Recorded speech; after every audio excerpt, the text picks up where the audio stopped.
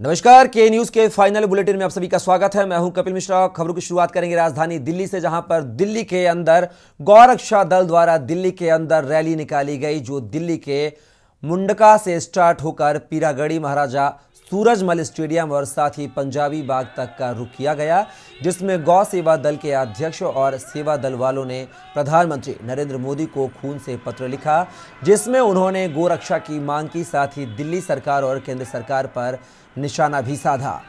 MCD पर निशाना साधते हुए साफ तौर पर कहा गया है कि मौजूदा सरकार किसी भी प्रकार से मदद नहीं करती। ऐसे में जब भी गौवंश को मदद की ज़रूरत पड़ती है, ऐसे में एमसीडी ज़्यादातर समय पर नहीं आती है और ना ही कोई हॉस्पिटल और ना ही कोई सुविधा उनके द्वारा उपलब्ध कराई जाती है। साथ ही उन्होंने कागज़ों पर काम होने की बात कही और ज़मीनी हकीकत कुछ और ही कहती है।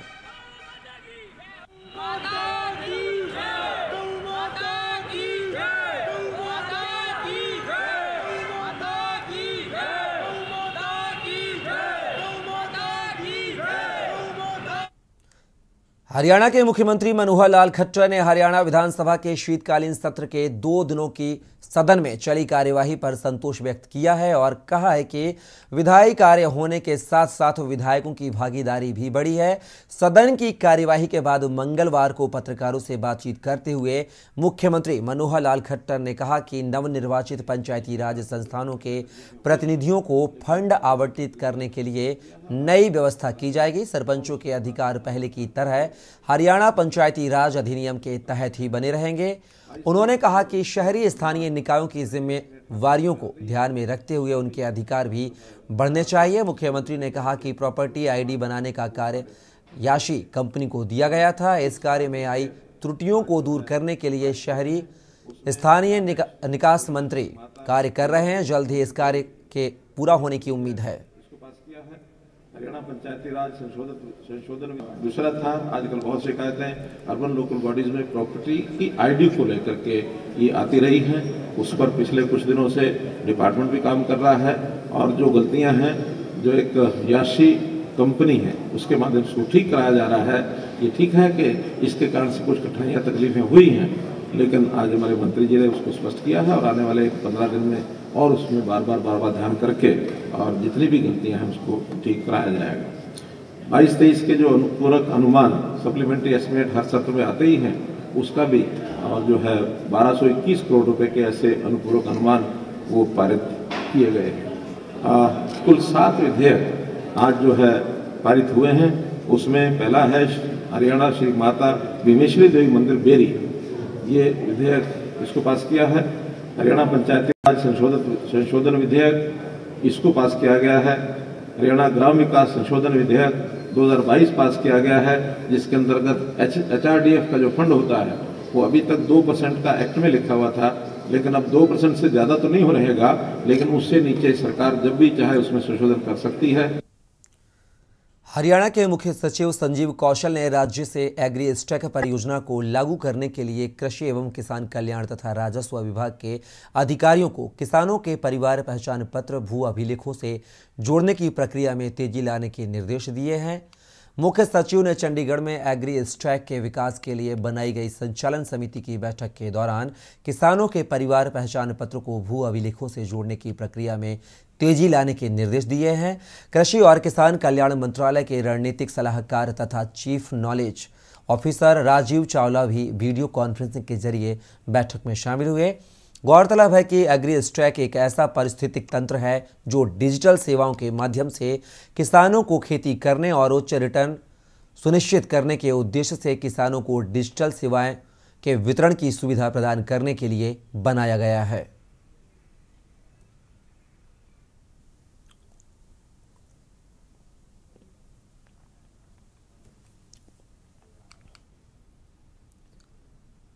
सिरमौर में राजकीय माध्यमिक पाठशाला लाना पार्लर में वार्षिक पारितोषिक वितरण समारोह बड़ी धूमधाम के साथ मनाया गया।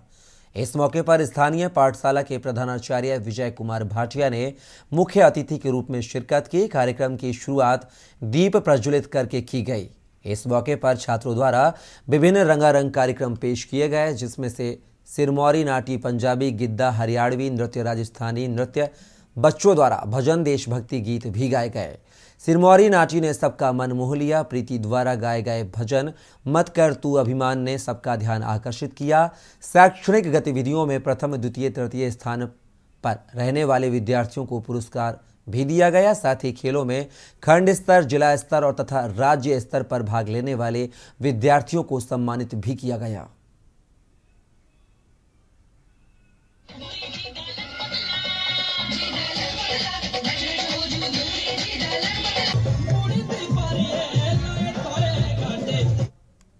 बीजेपी प्रदेश अध्यक्ष सतीश पुनिया बुधवार को एक दिवसीय दौरे पर लक्ष्मणगढ़ आए, जहां बऊधाम में सिखावटी के संत रतिनाथ जी महाराज की समाधि स्थल पर श्रद्धांजलि अर्पित की।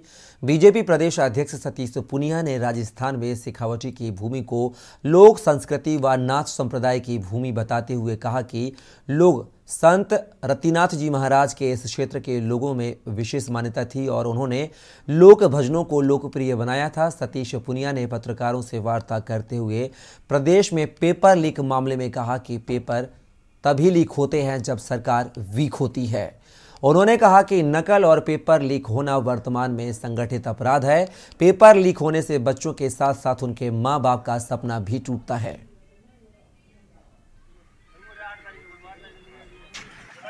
राजस्थान की शेखावाटी की धरती लोकरंग की धरती है, लोक संस्कृति की धरती है, जहाँ लोक आस्थाएं हैं और उन आस्थाओं में नाथ संप्रदाय की एक विराट परंपरा इस पूरे शेखावाटी क्षेत्र में रही है। रतिनाथ जी महाराज का इस पूरे क्षेत्र में एक विशेष किस्म का लोगों के बीच में मान्यता थी। खास तौर पर जिस तरीके से लोक भजनों को उन्होंने लोकप्रिय बनाया और पूरे देश भर में लगातार भ्रमण करते हुए उन्होंने नाथ संप्रदाय की भी और कुरीतियों के खिलाफ और खास तौर पर गौ सेवा और जो बच्चियों के उत्थान का जो बीड़ा उठाया था, उससे संत समाज के प्रति शक्ति और सामर्थ्य दिखती है।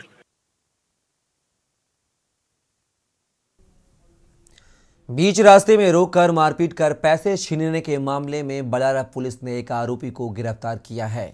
आरोपियों ने पैसों के लिए छीना झपटी की और पैसे नहीं देने पर कुल्हाड़ी से हमला कर दिया। घटना को अंजाम देने के बाद आरोपी मौके से फरार हो गए थे। बबीता ने बलारा थाने में रिपोर्ट दर्ज करवाई थी कि उसका पति महिपाल जाट 17 दिसंबर को सुबह घर से स्वामी ढाणी गया था। वापस घर आते समय महिपाल जाट के पास 1 लाख रुपए भी थे। गांव के पास पहुंचा तो 3 लोगों ने पैसे के लिए झीना झपटी शुरू कर दी। जब पैसे देने के लिए मना किया तो बदमाशों ने कुल्हाड़ी से मारपीट कर पति को घायल कर दिया। मारपीट के दौरान महिपाल बेहोश हो गया, जिसके बाद बदमाश 1 लाख रुपए लेके मौके से फरार हो गया। पुलिस ने वारदात में शामिल शिवपाल उर्फ शोला मेघवाल को उसी के गांव से गिरफ्तार कर लिया है।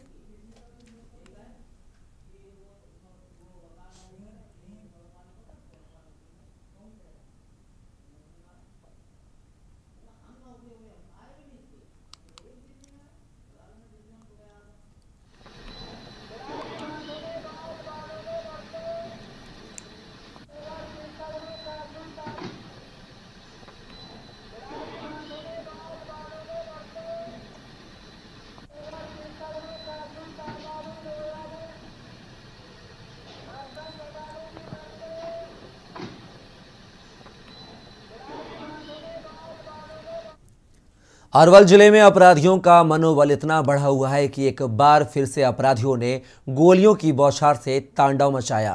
मामला अरवल जिला के किंजर थाना क्षेत्र के आजाद नगर गांव के समीप अपराधियों ने अनाधुंध गोलीबारी कर पूर्व माओवादियों कमांडर कमलेश राम को अपराधियों ने गोलियों से छल्ली कर दिया। आपसी बरसों में अपराधियों ने दनादन 6 गोलियां दाग दी। बाइक सवार अपराधियों ने दनादन गोली दागते हुए मौके से फरार भी हो गए। इधर घटना की जानकारी मिलने के बाद मौके पर पहुंची पुलिस ने घायल व्यक्ति को सदर अस्पताल में इलाज के लिए भर्ती कराया, जहां इलाज के दौरान उसने दम तोड़ दिया। कमलेश राम किंजर थाना क्षेत्र के जिकटिया बर्रा गांव का रहने वाला है। पूर्व में मृतक माओवादी संगठन का एरिया कमांडर हुआ करता था और कई आपराधिक गतिविधियों में संलिप्त था। इलाके में इसकी तूती बोलती थी। क्या घटना है सर? 12 जिकटिया में कमलेश राम को गोली मारी गई। अभी उनको अस्पताल शिफ्ट किया गया। अभी कार्रवाई कर रहे हैं। क्या कोई आपराधिक पहले भी इनकी सर? इसका अभी सत्यापन किया जाना है, इसके बारे में जानकारी भी ज़्यादा मेरे पास नहीं है।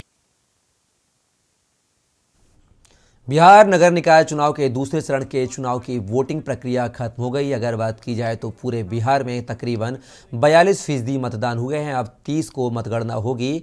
ईवीएम को बंद कर कड़ी सुरक्षा व्यवस्था में वज्रगृह में रखा जाएगा। हालांकि ठंड होने के कारण ज़्यादा वोट नहीं पड़े। संवेदनशील बूथों पर कड़ी सुरक्षा व्यवस्था के बीच चिटपुट घटनाओं को छोड़कर चुनाव शांतिपूर्ण ढंग से हुआ।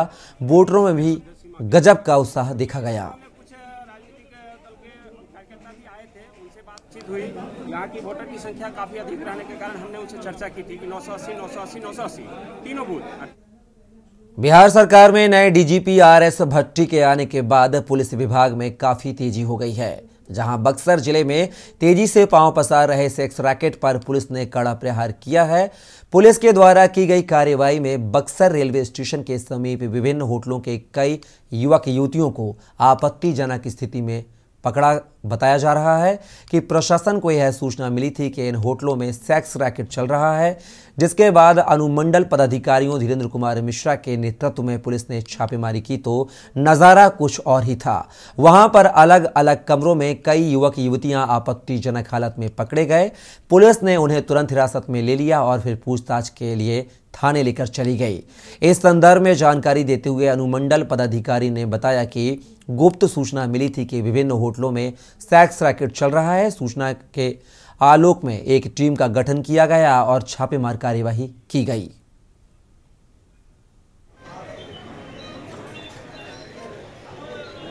सूचना थी कि कुछ दारू वगैरह इन होटलों में बिकता है। तो सूचना के सत्यापन में आए तो कुछ लोग संदिग्ध मिले हैं। सत्यापन हेतु थाना ले जाया गया है और सत्यापन के पश्चात यह बताया जाएगा कि क्या मामला है। सटाव छत्तीसगढ़ बचाव के तहत आज दूसरे दिन पाली तानाखार विधानसभा क्षेत्र में बीजेपी ने पौड़ी उपखोड़ा में कार्यकर्ताओं एवं जनप्रतिनिधियों का सम्मेलन आयोजित किया गया, जहां बीजेपी नेता प्रतिपक्ष नारायण चंदेल ने कांग्रेस के पीसीसी चीफ मोहन मरकाम द्वारा बीजेपी पर किए गए बयान पर पलटवार करते हुए कहा कि छत्तीसगढ़ विधानसभा के चुनाव वर्ष आने से पहले राजनीति सरगर्मियां तेज होते नजर आ रही हैं। आरोप प्रत्यारोप का दौर चालू हो गया है।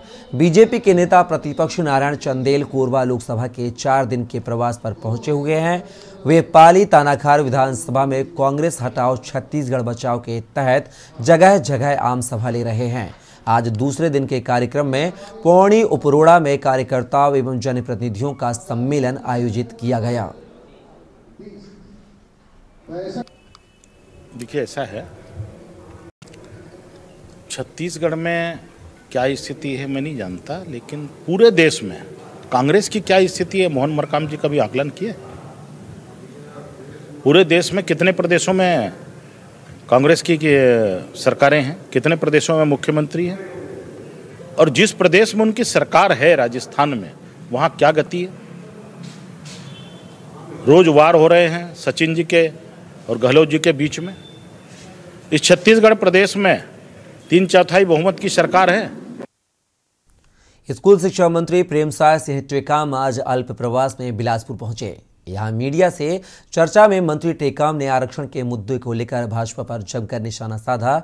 उन्होंने कहा कि आरक्षण को लेकर कांग्रेस और सरकार की नीति साफ है, इस पर राजनीति करने का काम बीजेपी कर रही है। जब आरक्षण विधेयक नहीं लाया गया था तब भाजपाई खूब आंदोलन, धरना और घेराव कर विधेयक लाने की मांग कर रहे थे, लेकिन अब जब सरकार विधेयक लेकर आ गई है तो राज्यपाल दस्तखत नहीं कर रही हैं, अटका के रखे हैं। तब भाजपाई राज्यपाल पर दबाव नहीं बना रहे हैं, आंदोलन घेराव नहीं कर रहे हैं, भाजपाई छुपे हुए हैं। आगे उन्होंने कहा कि किसके दबाव में साइन नहीं हो रहा है ये बताना चाहिए या फिर अविलंब प्रदेश के आदिवासियों के हित में दस्तखत करना चाहिए। जब अंबिकापुर जाएंगे तो बिलासपुर होके जाएंगे, अगर और कहीं निकलना है तो बिलासपुर होके जाएंगे, तो हम तो ऑन द रूट हैं। मंत्री जी, एक शिक्षा विभाग से प्रश्न है, मंत्रालय अभी तो जुलन तो अभी तो आपका जो पूरा वो लगा हुआ है वो आरक्षण पे लगा हुआ है, उसमें आप लोग पूछ नहीं रहे हैं।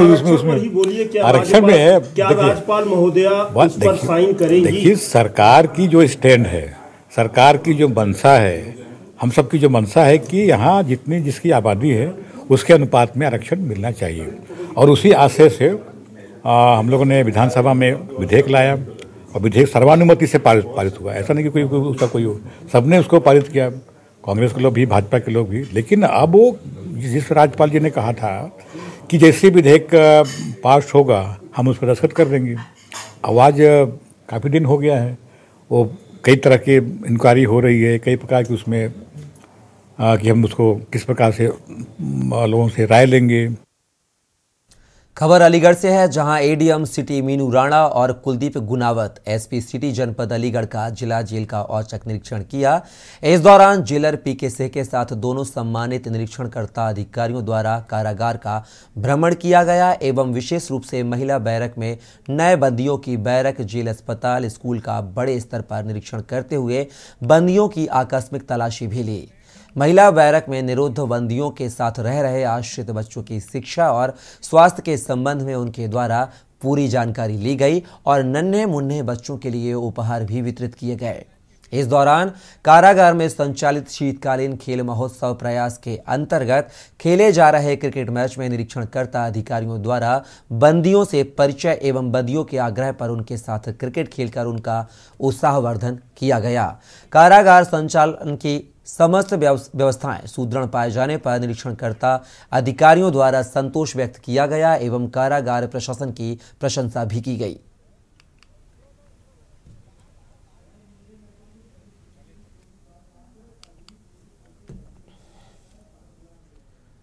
खबर कानपुर से है, जहां ऑल इंडिया रेडियो द्वारा अनुमोदित गायिका रही और इनके गाए गीत रेडियो और दूरदर्शन पर प्रसारित होते रहे हैं, लेकिन कॉलेज एवं पारिवारिक जिम्मेदारियों से चलते आपकी संगीत साधना में लगभग 30 वर्षों तक की रुकावट आई। फिर भी कभी कभी परिवार एवं मित्र मंडली में गीत गा लिया करती थी। ऐसे ही एक पारिवारिक समारोह में पार्श्व गायक नितिन मुकेश जी, जिनसे सुप्रिया जी के निकट पारिवारिक संबंध है, ने गीत सुनकर प्रशंसा करते हुए उनसे पुनः संगीत साधना करने का आग्रह किया। तब से सुप्रिया ने कानपुर के जाने माने गायक अरुण दास से सानिध्य में निर्बाध संगीत साधना फिर प्रारंभ कर दी। अब उनका एक यूट्यूब चैनल सुप्रीगंजी हूँ, जिसमें सुप्रिया द्वारा गाए फिल्मी गीतों के कवर, गजल, भजन एवं विवाह पर गाए जाने वाले लोकगीत बन्ना बन्नी के वीडियोस का अत्यंत सुंदर संग्रह है। इनके गीत वीडियोस को सोशल मीडिया पर बहुत सराहा जा रहा है। गत 2 वर्षों से इनके वीडियोस अनर्वल इनके चैनल्स पर डाले जा रहे हैं, जिनकी संख्या अब तक 1 शतक हो गई है। इस उपलक्ष्य में डॉक्टर सुप्रिया के परिवार एवं मित्रों ने एक संगीत संध्या सुर समागम का आयोजन मर्चेंट चैम्बर हॉल में 29 दिसंबर को किया जाएगा, जिसमें कानपुर के गणमान्य श्रोता उपस्थित होंगे, जिसमें मुख्य अतिथि इंद्र मोहन रोहतगी भी रहेंगे।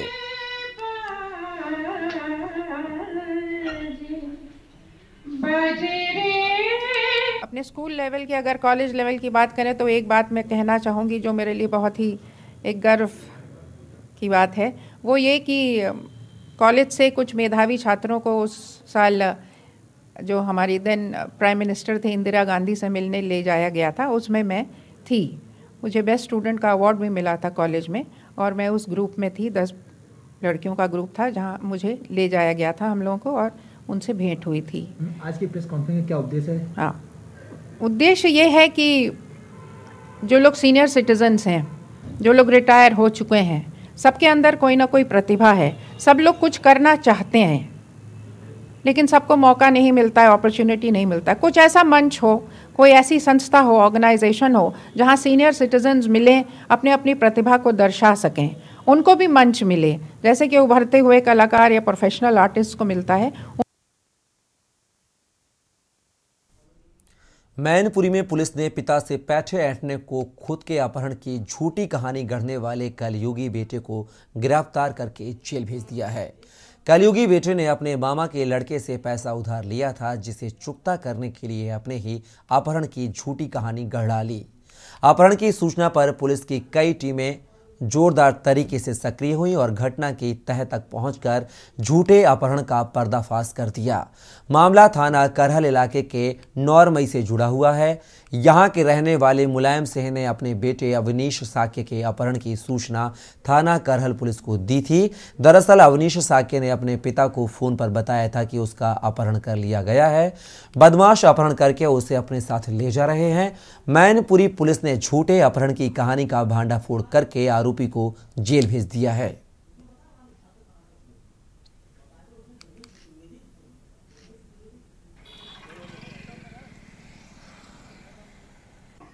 मैनपुरी जनपद के करहल थाना अंतर्गत नानमई गांव में रहता है अवनीश साक्य के पिता मुलायम सिंह ने सुबह करहल थाना पे फ़ोन करके बताया कि उसके लड़के अवनीश का अपहरण बदमाशों द्वारा कर लिया गया है। लड़के ने फ़ोन करके ये बताया कि बदमाश उसे अपहरित करके ले जा रहे हैं। इस सूचना पे पुलिस तत्काल सक्रिय हुई। एसओजी प्रभारी, सर्विलांस की टीम, सीओ करहल की टीम, थाने की टीम, कई टीमें लगा दी गई इस सनसनीखेज घटना के खुलासा के लिए।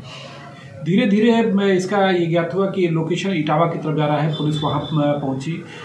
जहाँ मोबाइल का लोकेशन मिल रहा था वहाँ पे बार बार ढूंढने पे भी नहीं मिल रहा था। बाद में मालूम हुआ कि भिंड थाने के फूफ में ये अपहरित अवनीश वहाँ पे मौजूद है। खबर बदायूं से है। बिसौली कोतवाली क्षेत्र के पृथ्वीपुर गांव में मोरपाल अपनी पत्नी नन्ही देवी एवं अपने 3 बच्चों के साथ घर में सो रहे थे। तभी आज सुबह लगभग 4 मकान का लेंटर भरभरा कर गिर गया और बहुत तेज धमाके के साथ आवाज़ हुई, जिसकी आवाज़ सुनकर आसपास पड़ोस के रहने वाले लोगों में भाग कर पहुंचे। तभी वहां जाकर देखा तो उसमें नन्ही देवी और उनके 3 बच्चे दब गए थे। तभी कड़ी मशक्कत के बाद सभी को निकाला गया और इलाज के लिए हायर सेंटर रेफर किया गया, जिसमें महिला की हालत गंभीर बनी हुई है।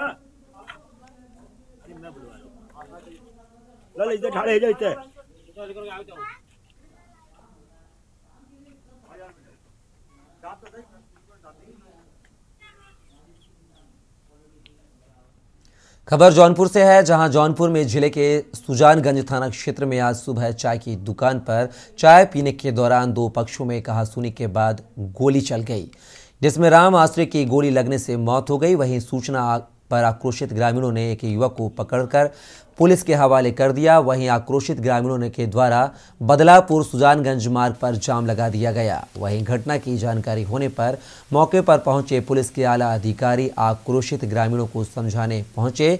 हत्या की वजह जमीनी विवाद बताई जा रही है।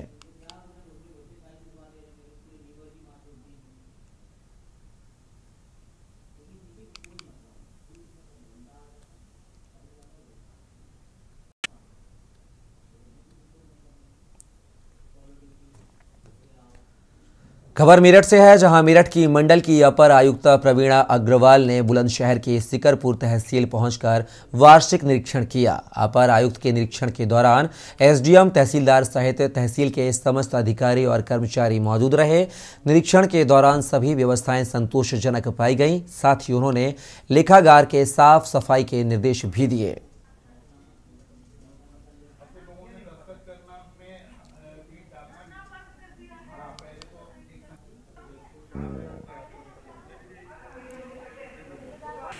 सामान्य रूप से तहसील का कामकाज ठीक पाया गया है।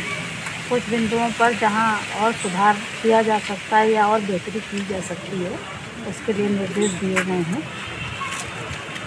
अच्छा, किसी तरह की कहीं खामियां देखने को मिली हैं आपके द्वारा निरीक्षण में, और जो खामियां मिली हैं तो उनको किस तरह के अधिकारियों को निर्देश दिए हैं आपके द्वारा? विशेषता ऐसी कोई खामी नहीं मिली है। बेहतरी के लिए और कि थोड़ी और बेहतर साफ सफाई की जाए, अभिलेखों का रखरखाव थोड़ा और बेहतर तरीके से किया जाए, तो बेहतरी के लिए निर्देश दिए गए हैं। और वैसे सामान्य कामकाज तहसील का ठीक रहा।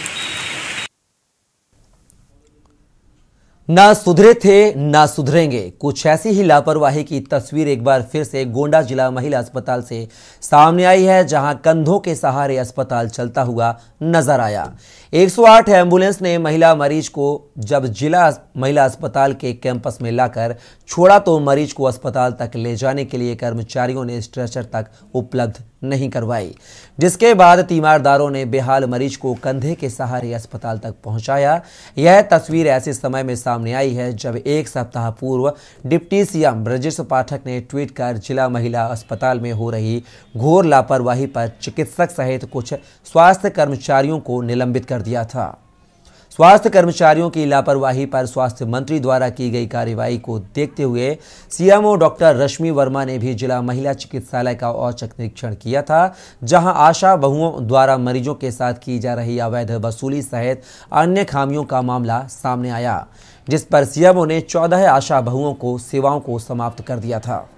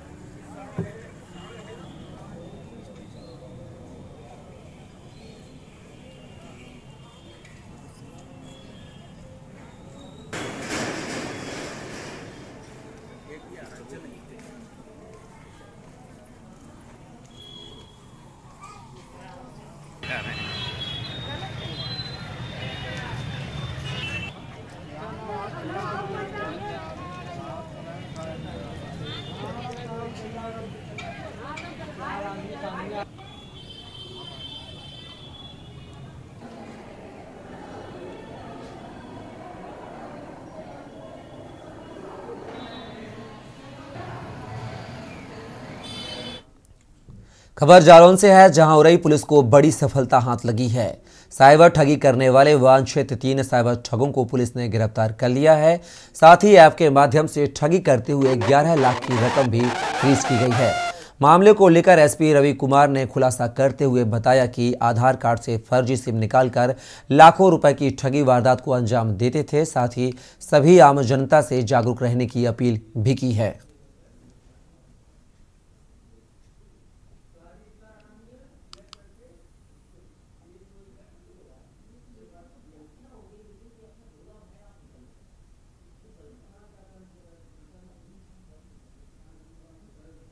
अभी जो ये प्रेस कॉन्फ्रेंस बुलाई गई है, इसमें साइबर सेल के कुछ गुड वर्क्स हैं, वो आप लोगों के साथ शेयर करने के लिए बुलाई गई हैं। इसमें साइबर सेल ने 2 अलग अलग घटनाओं में कुल 3 अपराधियों को पकड़ा है, जिसमें एक अपराधी राममिलन यादव करके है, ये खुद को पत्रकार बताता है और इसने जो है लोगों के साथ ठगी करने के लिए एक ऐप के माध्यम से लोगों से पैसे जमा कराता था और उसके बाद उस पैसे की ठगी करता था।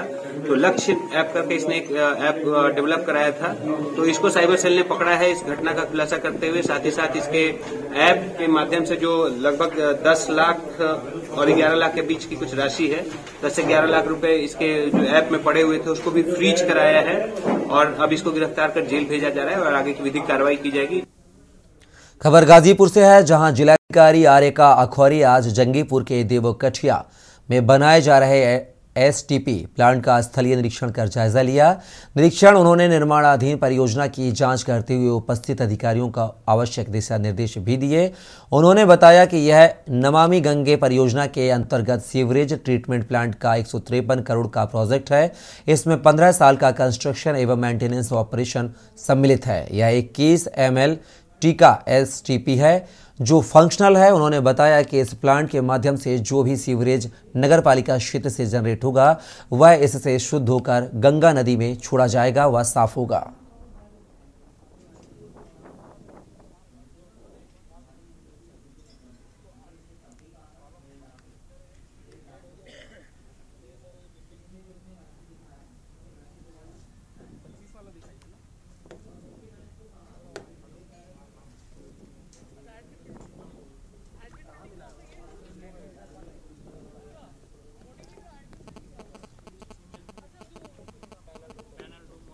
ये प्रोजेक्ट नमामि गंगे परियोजना के अंतर्गत सीवेज ट्रीटमेंट प्लांट का प्रोजेक्ट है जो हमारे जनपद में बन रहा है, निर्माणाधीन है।